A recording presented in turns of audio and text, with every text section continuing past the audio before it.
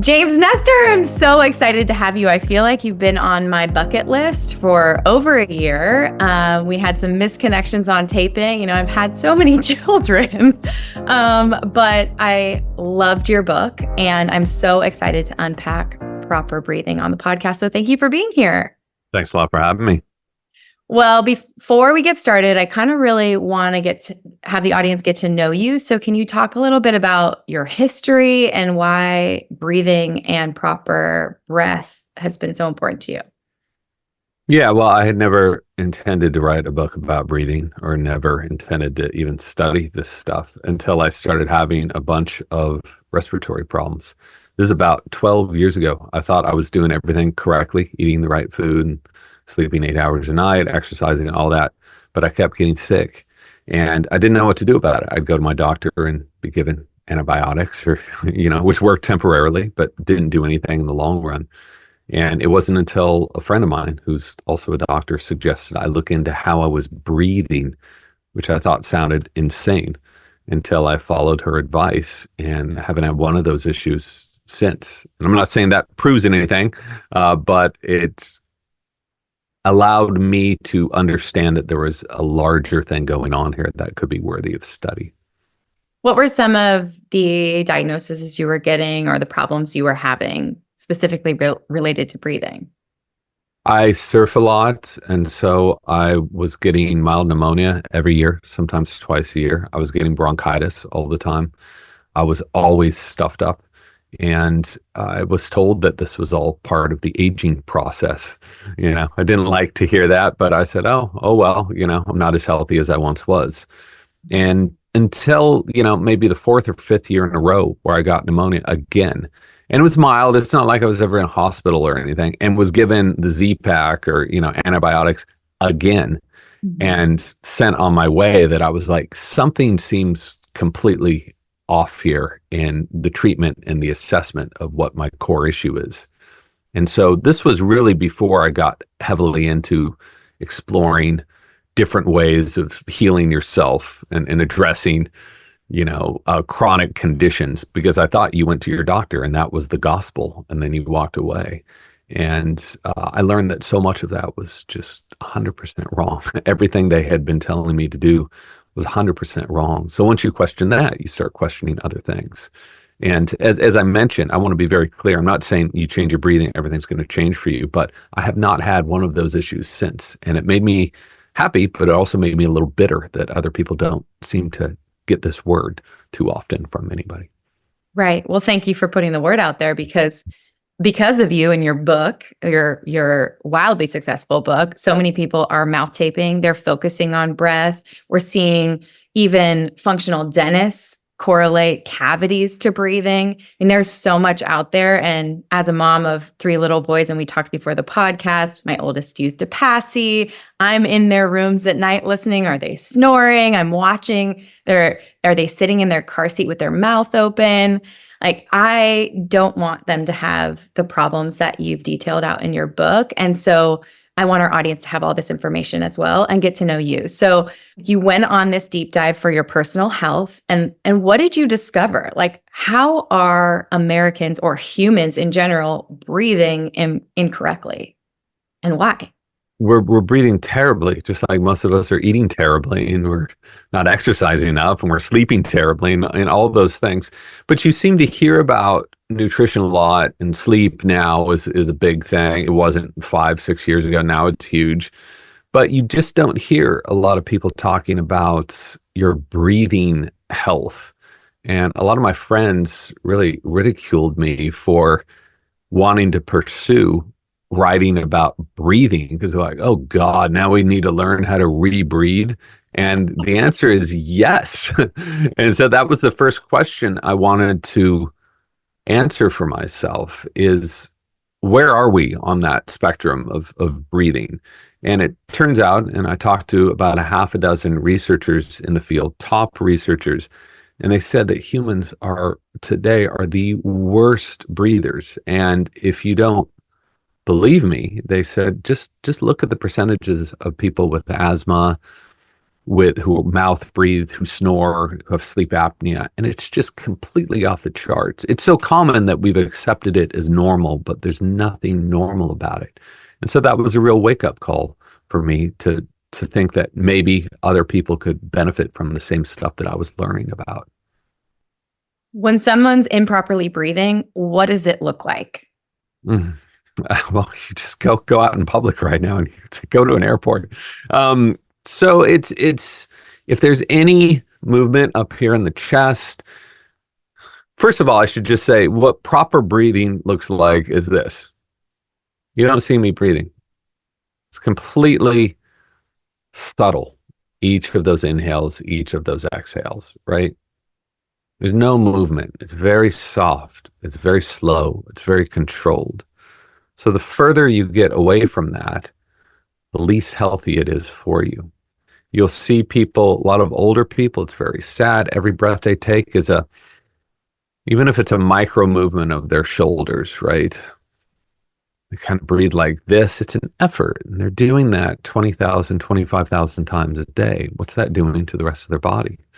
So if you look at the mouth, if the mouth is open, you don't need to be a mouth breather by just craning your mouth open like, that. Just if it's slightly open, that means you're taking a lot of breath in through your mouth. I'm sure we'll talk about this in a bit, but that is bad news across the board. And no one who studies this stuff would tell you otherwise. So there's those two main things. Then there's overbreathing, which is breathing way too much. There's upper chest breathing, pulls into the biomechanics. So there's a whole spectrum of different things that can give you a clue as to how you're breathing. So it's not only the location of where you're bringing in your breath, whether it's high or low, it's through your nose or through your mouth, and the speed.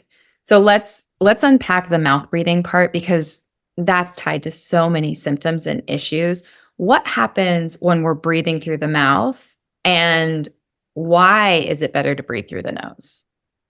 So when we breathe through the mouth, we don't get any of the benefits of nasal breathing. So I'll talk about the benefits of nasal breathing first. And I think that would make a little more sense for people to understand this wondrous thing that's in the middle of your face that so many people don't seem to use too often now. When you breathe through the nose, if you just take a breath through your nose, you're slowing down that breath, which allows you to absorb more oxygen, and you're filtering that breath. So the nose is extremely complex. It's very ornate, all of these different structures in here. That's why it takes you longer to breathe in. And all the structures are there for a reason, because they are there to filter out gunk. And that includes viruses, bacteria, pollen, dust, smog, and more. That's what the nose is, the first line of defense for your body. So along with that, those slower breaths, that warming of the breath, that pressure that's created, all of those things allow you to absorb so much more oxygen, about 18% more oxygen than if you were breathing the equivalent breath through your mouth. So when you breathe through the mouth, you don't get any of that. It just comes in. There's no filter. There's no baffle. Just so if you're in an environment like a city, like I live in, that means everything just goes straight into your lungs. And this can create a lot more irritation in your lungs. It's been linked to increased rates of asthma, increased rates of panic, anxiety. I mean, a whole laundry list of things. So what I'm telling you here, this is not my hypothesis. This is not something I cooked up. This has been long established for more than 100 years in the scientific record that breathing through the nose is by far more beneficial. And yet about 50% of the population does this habitually. I mean, it seems like it should just be automatic that we would be breathing through our nose, that we've messed up a lot, from our food supply to all kinds of things, the more involved we get. But how do we mess up our breathing? How is this not automatic that we're breathing through our nose? A lot of things happened. People are looking for one specific thing, but it's actually a whole perfect storm of different things happened in our society. I talk a lot about this in the book of how our faces changed very rapidly over the last 300 years. So change is always occurring. We are always adapting, and we're adapting to our environment in different ways, some advantageous, some not having any benefit to our long-term survival. But if you look at the human face, this change has happened over very long stretches of time. So we look very different than a Cro-Magnon or, a Homo erectus. But that's fine because we can look different because we're adapting differently. The change that I specifically focus on in the book is the change that has happened in the last 300 to 400 years with the advent of industrialized foods. So this happened so quickly, our bodies weren't able to properly adapt. And the changes that occurred is our mouths grew so small, they no longer accommodated our teeth properly. That's why we have crooked teeth. And with a small mouth, you have a smaller airway. This also affected our sinus cavities. So our faces have grown backwards. They've grown a lot more narrow. And all of this is made for a significant plumbing problem for our breathing. And this is one of the main reasons why so many of us struggle to just get a breath in and out of our bodies. So how has the Industrial Revolution caused this problem, though? That was a big cliffhanger I put in there. Let's get right to it, everybody. It's specifically, industrialized food is soft. Okay, so we went from eating food that was raw, that required about 2 to 3, even 4 hours of chewing a day. You're just grinding it out all day long.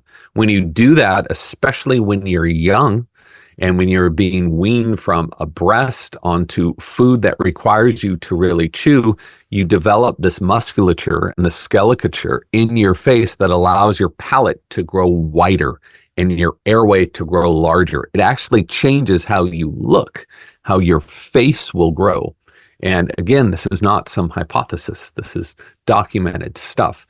So when you don't do that and you don't have that stress, especially when you're young, you end up having a very thin face and a mouth that's too small. And something like 90% of the population now has some sort of deformation in their mouth. So it's almost everybody that suffers from this food that has been so processed, it requires no chewing at all. That makes perfect sense to me, from the pouches to the crackers to the applesauces to all that stuff. And I think as a mom, I have sympathy for other moms who are going from breastfeeding a 6-month-old to putting them in a high chair and going, okay, please don't choke. Like that's a fear, and we're not used to that gag reflex. And so we end up smushing a blueberry and putting it on the plate instead of handing them a lamb chop and letting them go at it. It's out of fear and like protection and safety that we kind of pull back on that. And it's books like yours that remind me, like, give the kid the carrot, just sit there if you need to, like, is like such a reminder. And that brings me to, understanding, well, what happens if, like, I have a high palate, I have crooked teeth. I don't know. It's sad to think that my parents spent so much on braces. And then in my 20s, I did Invisalign. And then in my 30s, I did Invisalign. And I just turned 40 and I just finished another set of Invisalign. And the reality is like my teeth there's not space for them in my mouth. And unless I get out there and get one of those old school cranking retainers, like, what can I do? I'm definitely eating raw, crunchy foods and salads and meats. Like, I pretty much eat an ancestral type of whole food diet. But like, for me, is my face structure is just set. Like, for my kids, like, is there hope for my 3-year-old who had a big, beautiful, wide palate, and now I look at him and I go, shoot, like, why do your bottom teeth look like they need braces? And what can I do to help you other than hand you a bag of carrots? Like, what can we do? So first of all, unfortunately, you are kind of hosed, just like I'm hosed. I can tell you specific things to do. Your 3-year-old is in the perfect space. So you can absolutely fundamentally change the way his face is going to grow, the way his palate is going to grow, how straight his teeth are going to be, how he's going to breathe later on in life. So that's a great spot to be in. But I want to address something about baby-led weaning. Just to be clear, I'm not here shaming anyone for doing anything.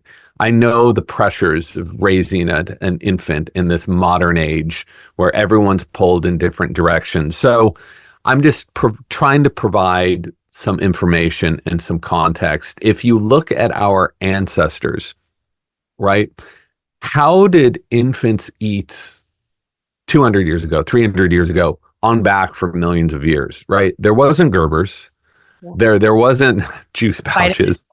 and so we were told, at least in my generation and before, we were told it's like, it's dangerous not to feed your kid applesauce and mushed up carrots and juice packs. It's dangerous. Well, how dare you do that? That's so irresponsible. It's like, what is going on here? But 200 years ago, people would look at us now and be like, what on earth are you doing? Right? So of course your kids have all these issues because this is not how we're meant to be weaned on food. So if it takes you an extra 6 months, that's all fine. If you have to smush that blueberry down at the beginning, that's great. And then maybe a couple months later, a little less smushing, and then finally give them the blueberry. The same thing with meat, teeny little pieces in some water or some broth, and then maybe a bigger piece, and watch them the whole way through. If you're monitoring them and you've taken your CPR and your choking classes, as every good parent should have done, right? You know what to do. And it can be scary at times, but it is so important to get them used to chewing and chewing properly and not sticking their tongues out every time they chew like this. You see this all the time. You wonder why their teeth are all out of alignment and why their faces are growing around this circular looking mouth, because they're not swallowing properly. So you got me on my soapbox here, but moving on to the questions you had, let's talk about kids, then we'll talk about adults next. Okay. I like your soapbox. Like this is the stuff we want to hear. I want to know. Okay. It's the motivation for so many parents listening too, to be like, okay, cut it out. Like, throw the hard, crunchy things on the plate, even if you're lightly steaming a cauliflower, that's right, broccoli, to get it to a place where you're like, okay, it's slightly soft. And then you have that plastic mouth vacuum in your pantry just in case you need it. And you take a minute to say, okay, they gagged. It's okay. It's going to be okay. And then you let them do it. I will say, like, by our third child, I'm so much more comfortable with the chewing and the choke, but it's not choking, the gag reflex and all of that. I'm comfortable with it. And I also see Julian, our littlest guy, he is breastfeeding still right now at 14 months. And he's got this, wide smile, wide set eyes, wide jaw. And I'm like, how do I hold on to this? Because with my oldest, he's such a good eater, and he's just like munching the veggies, the meat. He's like mad when he doesn't have cilantro on his plate. Like, he's a wild eater. Like, he's just like mom and dad. And then my second was like, yep, so I'll eat the burger, which is like a ground meat, and then I prefer like crackers or, things that aren't, it's like been a bit more of a struggle. It's been a longer process. But that's the one. That's where I got to like bring him back, and you're giving me hope. So, some of that is nature and nurture. They're going to be picky for a little while. Then you can either make them figure it out, or you'll figure out some other scenario. I think that's completely fine. But to me, it's just going back to the core reasoning as to why we were taught that it is only healthy and normal to feed your kid this processed crap that comes in a bottle is so wrong. And I think that we see that as wrong. They're going to have to figure out how to chew sooner or later, right? So why don't you build a solid foundation and say, yeah, it's not going to be super easy at the beginning, but I'm watching you, I'm around you the whole time, and let's build that foundation so that by the age of 3 and 4, they can just tear it up and not have any issues. So what you're seeing with that wide face and the wide set eyes, of course this makes sense to me. The more stress, the more you're using your tongue properly, the more, especially at that age, the bones are like plastic, right? So they can form in all these different ways. So I guess the only piece of advice I would have for kids from 2, 3, and on up is just do what our ancestors did for millions of years. Feed them real food. Be responsible, right? Don't give them a whole grape, when they're at 8 months or whatever. Yeah. But just like monitor it, take some time and do it. And I realize a lot of people are stressed out. Sometimes they just need the kid to eat because they have to go to work. That's cool too, right? But as long as you know what the right thing is, you can always go back to that, have that in your back pocket, and develop a schedule around getting them to chew properly. It's so important for airway health. It also calms them down. When you're chewing, you're eating. This is parasympathetic, right? Not every kid is going to be in that calm zone, but this is teaching them to keep their mouths shut. You have a community here. You're all eating together. I mean, there's so many benefits to chewing. It pumps more blood to the brain, on and on and on. And, but we're talking about breathing. So it is fundamentally important to breathing and airway health to get them chewing early on. So on that note, there are so many interventions that are available. I've seen the water bottle with the hard to drink out of straw that emulates like a breast nipple. And I've seen the kids' mouth tape and the kids' chewing gum. Do these sort of interventions and training mechanisms help our kids learn, or even ourselves as adults, learn to chew better? I mean, I'm host. Clearly, my facial structure is set. But for them, with these mobile and growing skulls, what would you recommend? Are these sort of just marketing products, or are they going to make a difference?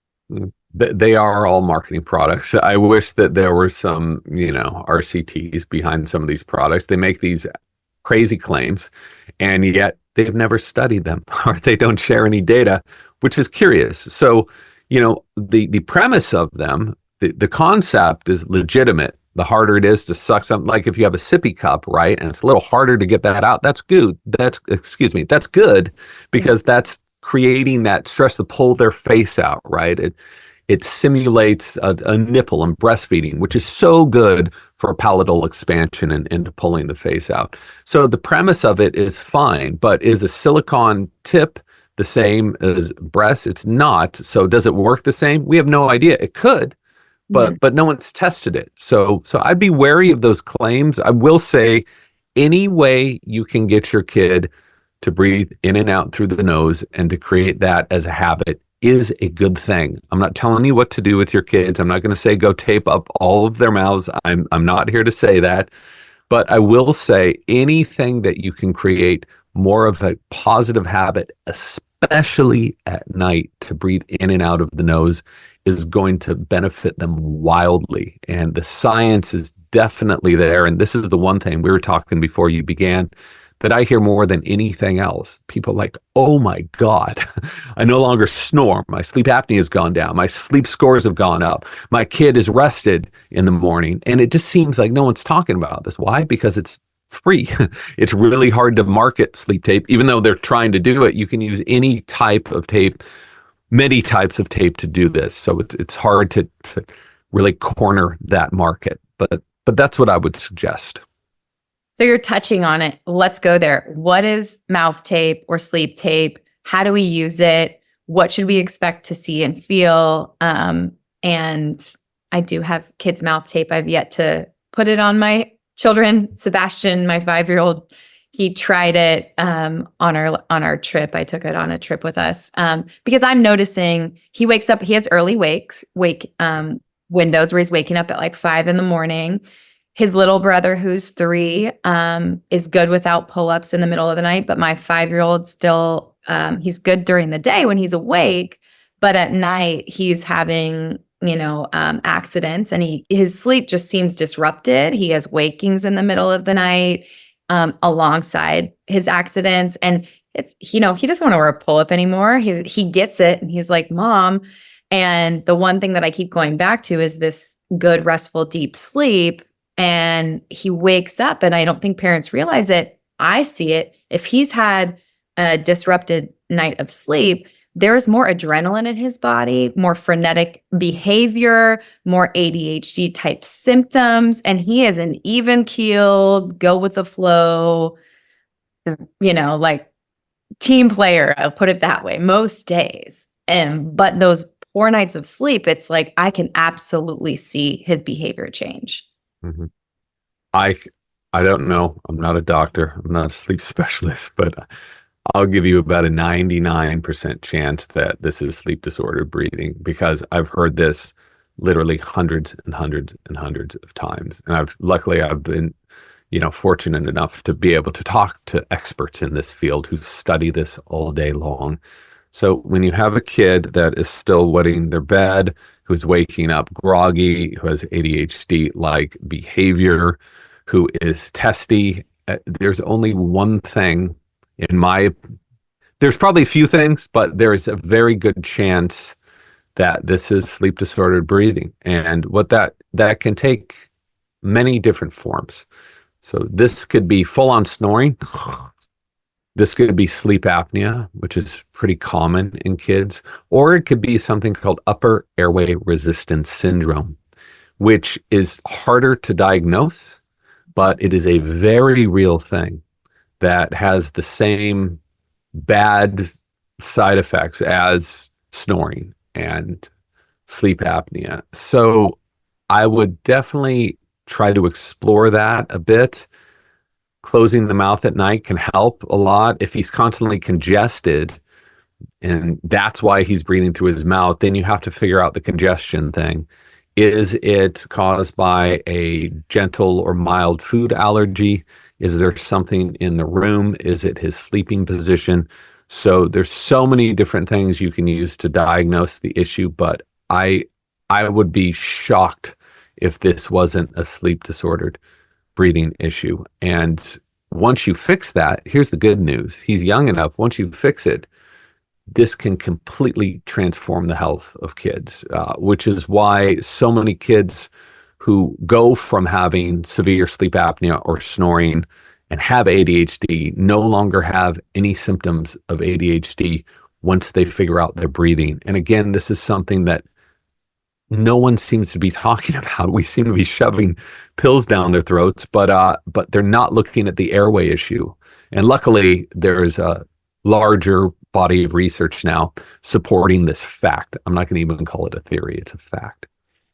Yeah, 100%. I mean, Sebastian, you don't know this, but my audience does. We had a pretty traumatic birth and he was put on antibiotics right away. He luckily is a very healthy little kid, but he did have egg and dairy allergies that we avoided for a very long time. And he had a dog allergy and dust mite allergies, so I'm very aware of his allergies that can cause congestion. And we are in the process. He's over primarily over his egg allergy. And we're in the process of desensitizing him to all of those things through immunotherapy drops and baked dairy in some type of homemade muffin type of a thing to get those proteins denatured so that he can tolerate them. But in that process, there are flares of runny nose, postnatal drip, congestion. But what's interesting to me is I do see, my husband's been a mouth breather forever, and we've been to ENTs, and they're like, those are the biggest tonsils I've ever seen. And I'm starting to see enlarged tonsils in my 5-year-old. And so it's like, I know this is something that we need to handle. And I am completely aware that the other symptoms I'm complaining about or ranting about are connected to his breathing. So knowing all of these things, and for other parents listening, if someone has seasonal allergies or congestion, how are we, and even for adults, how are you starting to not necessarily diagnose, but identify what is the main culprit or issue, and what are the things we can do or practice to get in to proper posture and alignment, to have proper breathing? Like, what are the tips and tricks that we can do that are like the ancient practices you talk about in your book? I don't think that there's any way of getting over congestion really until you first take control of your breathing and become an obligate nasal breather.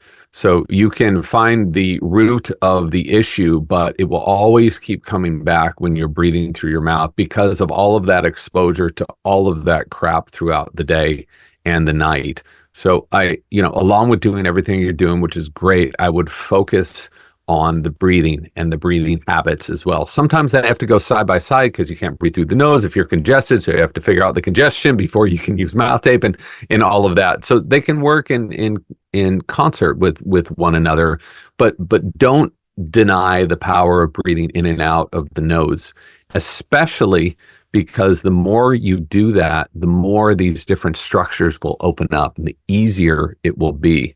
Humming, I know this sounds like some new age garbage, but humming can be very, very beneficial because it releases this huge profusion of nitric oxide, which helps kill bacteria and viruses. And there's some studies that have shown that it can be really beneficial for rhinitis and other issues. You don't hear about it because it's a free thing to do.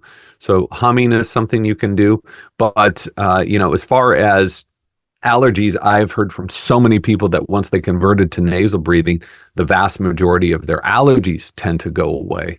I just want to mention something about adenoids and tonsils is that is your body's reaction, to something that's going on. So it's an inflammatory response to something that is consistently around you that your body is having a hard time dealing with, right? There's a dysfunction of this thing and your body's ability to deal with it. So a lot of people go directly to tonsillectomies or they remove the adenoids, and that can absolutely work for a short amount of time. But about 50% of people who get these surgeries will go back and have their same problems if they haven't figured out their breathing. So this is also something that your surgeon's not going to talk about. You're like, just like you saying, I keep going through all these, Invisalign, and they keep resetting my teeth because they're fixing the wrong thing. They're Right. focusing on your teeth. They should be focusing on your mouth. The problem is it's a mouth issue, not a teeth issue. So I don't think that humans have adenoids and tonsils by accident. They're there for a reason. For some people, absolutely, it's beneficial to have them removed. But that's not the problem. It's your response to something else. And those are the things that are becoming inflamed. So again, I want to be clear. I'm not saying don't get adenoid surgery or tonsil surgery. But understand that if you do that, or if you start going down that route, you have to create proper breathing habits while you were doing it, or it's not going to do much good. At least that's what the data has told us. Well, then my follow-up question is, how do we create proper breathing habits? You got me on the soapbox again. It's morning, I just had a cup of tea.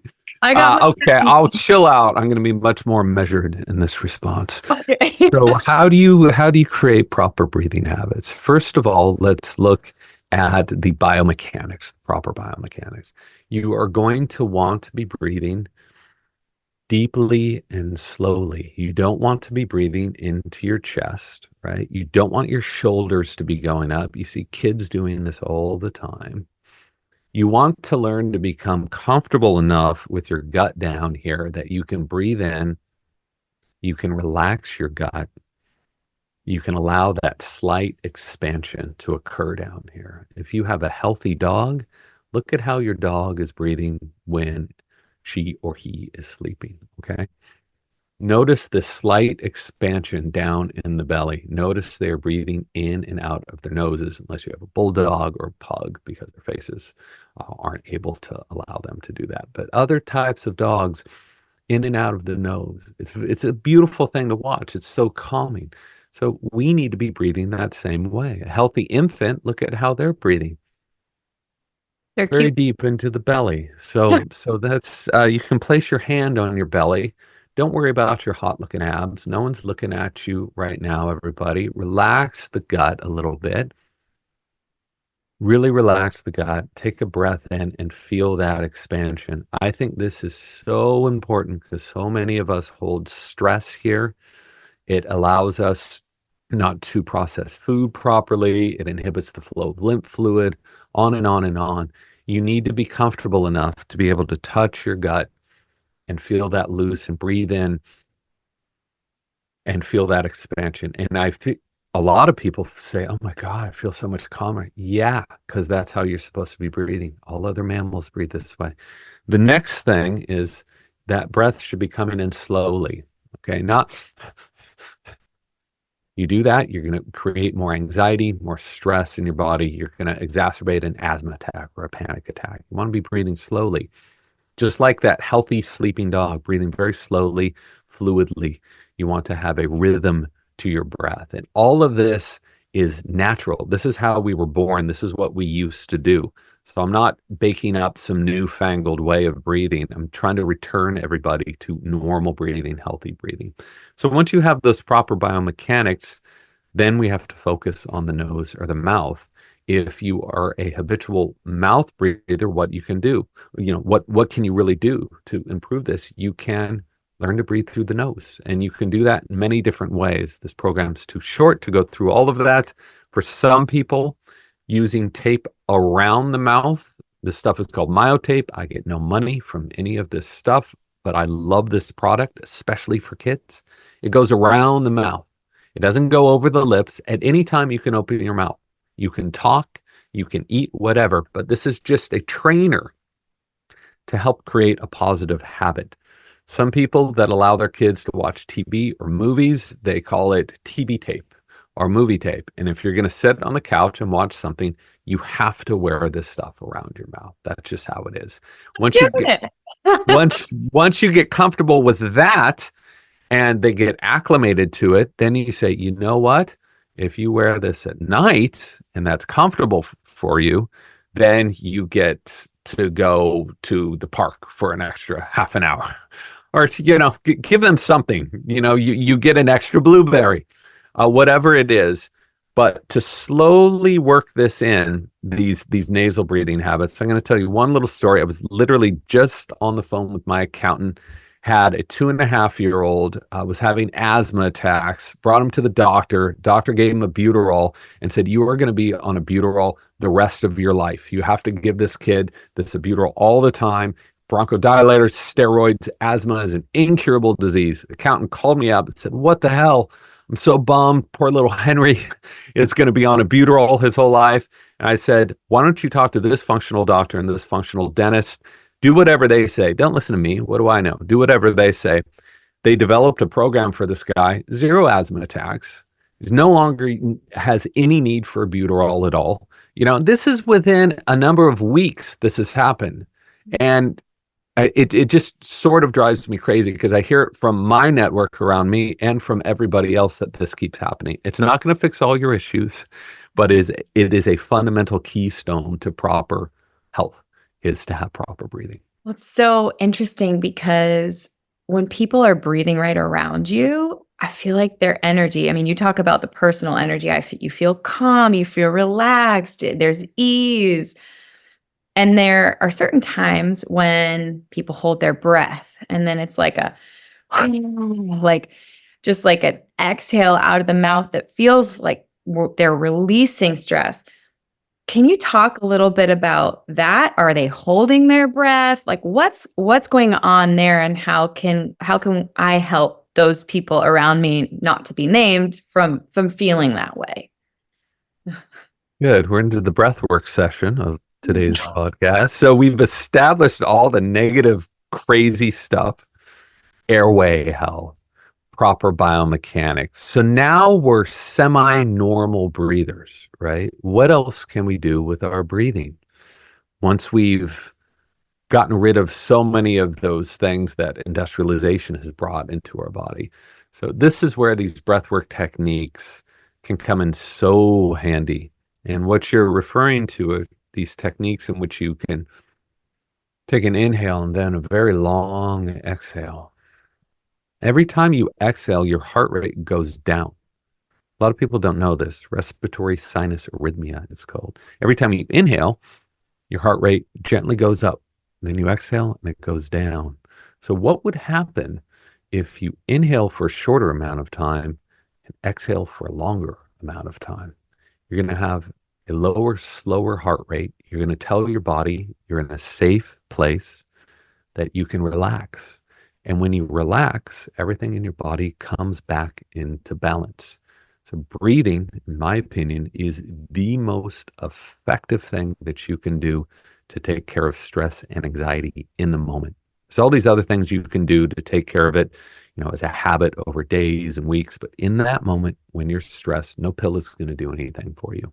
But your breathing can do a lot.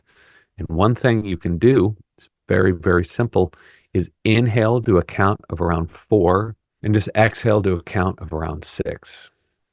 Doesn't have to be this powerful thing. You're not kicking your breath's butt. You are just calmly inhaling to a count of around 4 and exhaling to a count around 6.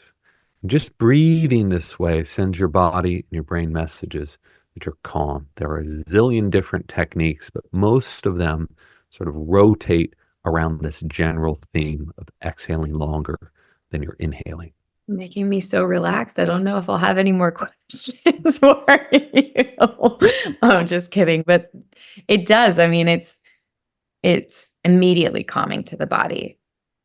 So I guess my counter question then is, how can we use breathing to make ourselves alert? Is that something we should be doing? How should we be breathing when we want to be maybe functioning at a high capacity, like in a workout or something like that? Yeah, so for everything we can do to calm ourselves down, calm our nervous systems down, we can use the opposite to pump ourselves up. So how do we instinctively breathe when we are stressed out? We breathe up into our chest. We breathe too much. This creates a stress response. It tells our brains that we need to activate, that we are in some place that is posing some threats or some danger. And we need to breathe this way to get the rest of our cardiovascular system ready to fight or to run away from something. So I don't know if you're familiar with the Wim Hof method and other breathing techniques, but what these do is they specifically stress your body out. And they do this to teach you how to control stress. If you know how to stress your body out on command, you know how to calm your body down. It's like a pressure release valve. Wim Hof, who I know quite well, he is very clear that these methods are thousands of years old. You can call it pranayama, you can call it kundalini, you can call it whatever you want, but they are methods in which you even breathe through your mouth, because that really stresses yourself out. And then you do several rounds of this breathing, this stressful breathing, then you don't breathe at all. You hold your breath. So you're going from a state of high stress to zero stress, going back and forth to make yourself more flexible and your nervous system more flexible to deal with all of the BS stressful emails that come in.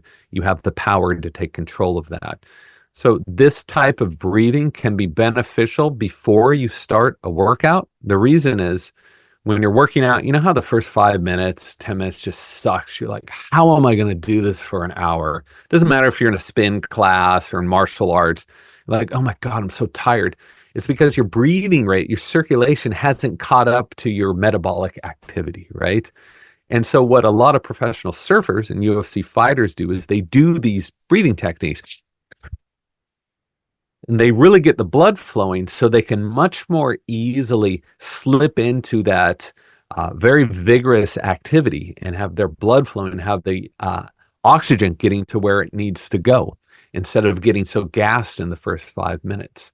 So that's one thing you can do. And if you are jogging or walking, I beseech you to be a nasal breather. I know it sucks. It's a pain. It can take months to convert, but I cannot tell you all of the benefits you will be getting from nasal breathing while you are doing moderate exercise. The science is there, and this is the one thing that all the elite trainers I know, the first thing they do with their Olympians or their rowers or their cyclists is they sit them down, assess their breathing, and they fix it. Because you can't go to all the places you want to go in your performance unless you have your breathing really locked in.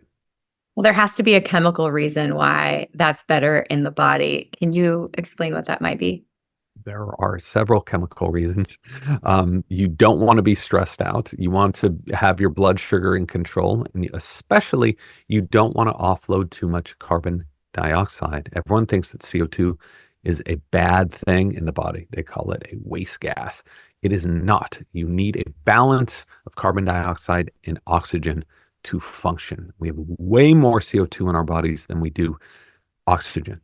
So when we breathe too much, breathe into the chest and we're jogging, we make it so much harder for our bodies to use oxygen, which may be why your hands feel cold, your toes feel cold, you feel a lightness in your head. This isn't from an increase of oxygenation, but a decrease of circulation. That's what happens when you breathe too much. So instead, breathing slow, low, it's going to be very uncomfortable for a while. You'll get used to it. This allows you to use more oxygen, to breathe less, and use less effort to get more energy in return. And so if you are a competitive athlete, you want to be using less energy. You want to be running efficiently. And even if you're a recreational athlete, this makes a huge difference for recovery times and how you feel when you're working out. You can work out so much longer if you're not burning everything out by over breathing all the time. So we want that balance of oxygen and CO2. You also talked about nitric oxide. Can you explain what that chemical is in the body and why it's beneficial? Yeah, so nitric oxide, this thing that has really got its heyday in the early 90s, and when it was discovered and when they started studying it, they developed these erectile dysfunction drugs. And guess how these erectile dysfunction drugs work? They work by allowing your body to produce way more nitric oxide. Well, what does nitric oxide do? Why do you want more nitric oxide? It opens up your blood vessels. It allows more oxygen to get to more places, not only where, but all over the body. So we produce about 6 times more nitric oxide breathing in and out of the nose than we do breathing through the mouth. This is a huge amount. And I mentioned humming earlier on. You'll get about 15 times more nitric oxide breathing in and out of the nose while you are humming. So it is very important. And I think a lot of people who are jogging, if you notice congestion, you can start humming while you're jogging or walking, and it will calm your body down. You'll sound like a freak. Who cares? Because your health is more important than that guy sitting on the park bench drinking beer, judging you. So try to hum a little bit, get more nitric oxide, get more blood circulation. You'll be doing great. So many amazing takeaways from this conversation already. We're using mouth tape. We're chewing hard foods, whether that's raw veggies or salads, tough meats, focused on posture. Not going to wear my mom jeans. And full disclosure, I am in mom jeans, but they are unbuttoned because I knew I was going to be doing low belly breaths for this podcast. When it comes to being stuck in an office desk chair or a car or sitting a lot, which the majority of Americans unfortunately are doing, is there anything we can do posture-wise to continue to support our breathing? So much. So you can't have proper breathing if you have improper posture. And the reason is I'm standing up here as a means to get out of my chair, which I'm in all day long. So when you're sitting down and you're hunched over like this, let's all try it, everyone. If you're sitting down, if you're driving, hunch yourself over and try to take a deep breath. Just try. Yeah. Look what happens. You can't. And so you're forcing yourself just to breathe into the chest, into these upper lobes of the lungs. You can still get oxygen this way, but it's not efficient. And the more you breathe into this upper chest, the more stress signals you're sending to your brain. So you want to be breathing into those lower lobes, and you can only do that by having proper posture. So if you're sitting in a chair, and that's fine, you don't want to be hunched over. You don't want your laptop to be way in front of you, as you see every single person at every single cafe working hunched over like this. Usually their mouths are open and they're just breathing. And they're doing this all day long. Another thing while you're working is pay attention to how you're breathing if you're holding your breath. This is something that is really, really common for office workers. About 80% of them suffer from something called email apnea. This is this unconscious habit of taking a breath and holding it for 10, 15, 20 seconds, and then letting it out, over breathing, holding your breath again, doing this over and over and over, which is so injurious to your body. It can lead to hypertension. It can lead to very cold hands, cold fingers, lightness in the head, migraines, on and on and on. So you want to have proper posture, but you also want to have those fluid, soft, easy breaths. One thing you can do is set a timer on your phone, your watch, whatever, maybe every 15 minutes, every half an hour. One little ding. When that happens, pay attention to your posture. Pay attention to your breathing. Pay attention to if you're breathing through your mouth or your nose. And just do a little check-in. It can just be one little bell. And most people notice that whenever that bell goes off, they're hunched over and they're holding your breath. So that's one thing you can do. I don't want to, we all have some bullet list of everything we're supposed to be doing and we want to be doing. I don't want to add to that, but the point of doing these practices is to create new unconscious habits so you never have to think about this crap again. This is how you automatically will be running, and you will get there. It takes a few weeks, sometimes a few months, but you will absolutely get there. But it'll take a little bit of time and effort. When we talked before the show started, for me personally, it's been almost a year of mouth tape, 9 months or something. And I didn't expect to experience the drastic changes in my energy levels, my focus, the restfulness I felt in the morning. Like I've always had pretty good sleep. My Oura Ring scores were always high. I didn't think that I could do much to them, but it's been, even though my Oura Ring scores have improved, but actually the way I feel is noticeably different when I mouth tape. It's one of those things for me, and I have no skin in the game when it comes to mouth tape either, but it's one of those things that I took to our vacation just recently. Like I am now, it's one of those things that has to come with me to get good sleep. And I'm working on Chris, and he'll use it every once in a while too, which I love because I know it's helpful and supportive for him as well. But you have me really excited to get my kids going with TV tape. I'm gonna have to find another time to do it because we kind of just keep that to the weekends, and I want them to be using it a little bit more. But I feel like they're going to get excited because it's something that I do. So if anyone's listening, I can tell you personal experience, I've seen a drastic difference in the way that I feel every day. And I do think it's improved my breathing maybe not the whole rest of the day, but I'll notice I'm driving to the office or to do school drop off, and I'm breathing through my nose after a night of mouth tape. Of course, it's improving your breathing. You're setting an unconscious habit at night, 8 hours a night, every single night. And of course, that's going to bleed into the day. So I'm like you. I'm one of those weirdos that I have a roll of tape in my luggage, in every single piece of luggage that I have, because I know I travel all the time. And I know if I don't have it, my sleep is going to suffer. I know this because I track my sleep as well. And I am amazed. It is not a subtle difference between using mouth tape and not using mouth tape. And to me, it's like, it makes sense because you're slowing down that breath. You're telling your body you're calm, right? That breath has a rhythm to it. And you see that with your stages of sleep, all increase. Deep sleep increases. I can dream so much more.